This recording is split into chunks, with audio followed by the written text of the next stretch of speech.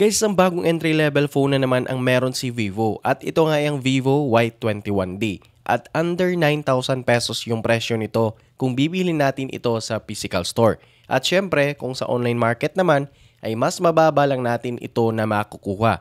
Kagaya nitong sa akin, nabili ko sa Vivo official store sa lagang 5,500 pesos. Now kung gusto nyo rin umorder nito through online, yung link natin ay nasa baba ng ating description. Okay, pagdating sa variant na meron ang phone na to, meron itong 2 variants. 4128 sa halagang 6,999 pesos and 6256 naman sa halagang 8,999 pesos. At pagdating naman sa kanyang colorway, meron itong lavender purple and glowing black.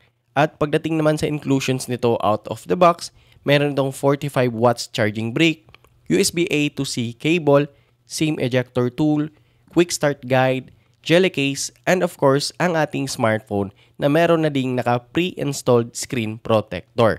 Now, pagdating naman sa design and build quality ng phone na to ay halos identical lang ang design nito sa ibang latest na Y series ni Vivo, kung saan meron itong dalawang camera module sa likod, pero nakaumbok nga lang yung dalawang lente nito compared natin sa ibang entry-level phones. Kaya ang gagawin natin dito, dobleng pag-iingat talaga sa paglapag nang sa ganon hindi ito magagasgasan. Anyway, sa katabi naman nitong ating dalawang lente, ito ang kanyang dynamic light na nagsisilbing notification light sa tuwing nakakatanggap tayo ng call or message ay nagbiblink ang ilaw nito.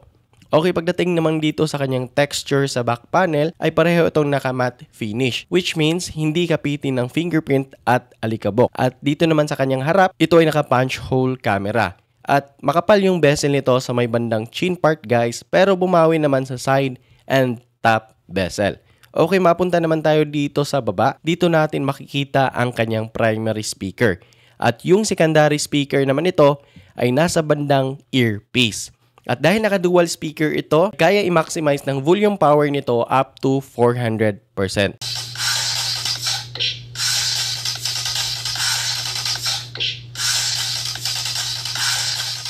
Now, kasunod naman ng ating primary speaker ay syempre ang ating Type-C port and microphone. At sa nakikita natin na wala na itong 3.5mm audio jack. Okay, malipat naman tayo dito sa right side. Nandito ang kanyang volume button and power button / fingerprint scanner. Which is, para sa akin, okay ang fingerprint scanner nito. Napaka-responsive.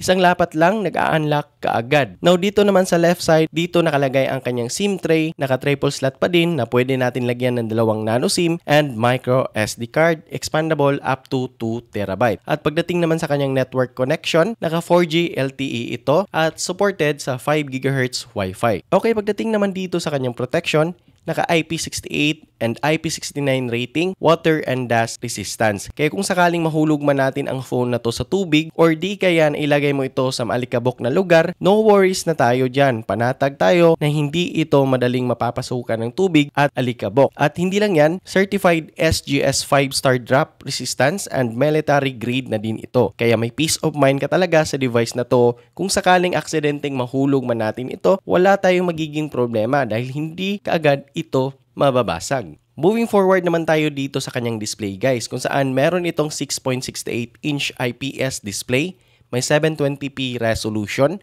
may 1000 nits peak of brightness, and may 90Hz max screen refresh rate. Pagdating sa kanyang display, kagaya ng inaasahan natin na almost the same lang sa ibang entry-level phones. Saktuhan lang talaga yung kanyang color reproduction at kahit papano, ma-enjoy pa din naman natin ang display ng phone na to. At makakapanood pa din naman tayo sa ating mga paboritong movies and content, mapa YouTube man yan, Facebook, and TikTok. Na pagdating naman dito sa kanyang screen refresh rate na isasagad naman natin hanggang 90Hz pero hindi nga lang sa lahat ng application. So dito sa home screen, sa settings, and browser, umabot naman hanggang 90Hz. Pero kapag sa YouTube, TikTok, Facebook, hanggang 60Hz lang talaga. So limited lamang po at hindi natin na isasagad yung 90Hz refresh rate. At sana kahit man lang sa Facebook and TikTok ay umabot ito ng 90Hz. Nang sa ganon, smooth yung scrolling experience natin dito. Okay, moving on at pag-usapan naman natin ang isa sa napakasulit pagdating sa phone na to, which is ang kanyang battery capacity. kung saan meron itong 6,500 mAh battery capacity. At kagaya ng nabanggit ko kanina na meron itong 45 watts charging brick, kaya supported ito sa super fast charging at ang charging time natin dito umabot ng 1 hour and 15 minutes from 20% to 100%. So ganyan po napakadali na mapuno ang phone na to. At ito na din yata ang may pinakamataas na battery capacity sa mga entry-level smartphone ngayong 2025. At para sa akin, isa din ito sa may re-recommend ko para sa mga delivery rider dahil siguradong pangmatagalan talaga ang kanyang battery performance. Anyway, idagdag ko lang din dito nung tinest ko ito sa PCMark battery test, yung SOT natin umabot lang naman ng almost 20 hours. So ganyan po kakunat ang battery nitong si Vivo Y21D. Kung sa camera naman ng phone na to ang ating pag-uusapan, meron itong mababang resolution lamang sa front camera, which is meron itong 5 megapixel lamang. Pero dito naman sa rear camera, ito ay naka 50 megapixel ang kanyang main shooter. At ito yung mga sample shots natin.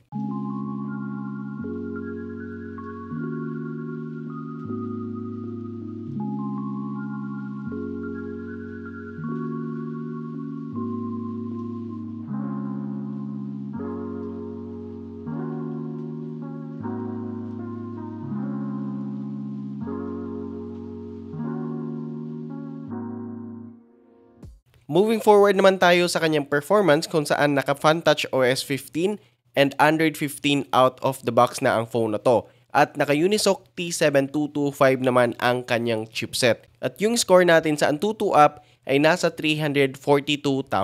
At alam naman natin kapag ganyan yung benchmark result ay pwede lamang sa mga light games. At syempre kung naghahanap ka lang naman ng isang smartphone na gagamitin mo as secondary phone or isang smartphone na may mataas na battery capacity, wala tayong magiging problema dito kay Vivo Y21D.